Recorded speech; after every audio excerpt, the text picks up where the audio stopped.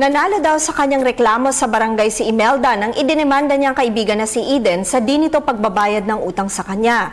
Maliwanag daw niyang napatunayan sa mga pagdinig sa barangay ang lahat ng alegasyon niya kay Eden.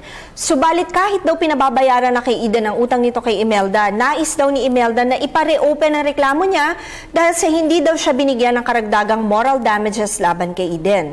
Hindi daw ba ay may karapatan siyang makatanggap nito upang hindi na ulitin ni Eden ang ginawa sa kanya? Imelda, sa aming opinyon, maaaring tama ang barangay na duminig sa kaso ninyo sa hindi nito automatikong pagbigay ng moral damages para sa iyo. Ayon sa kaso sa ilalim ng GR number 189647, sinasabi na ang moral damages ay ibinibigay sa complainant hindi upang bigyan siya ng pabuya.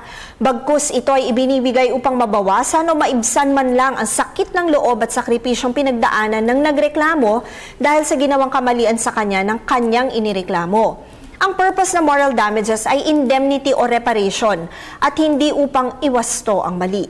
Tandaan na ang aming opinyon ay limitado lamang sa mga impormasyong inyong ibinigay sa amin at maaari itong mag-iba, depende pa sa karagdagang detalye.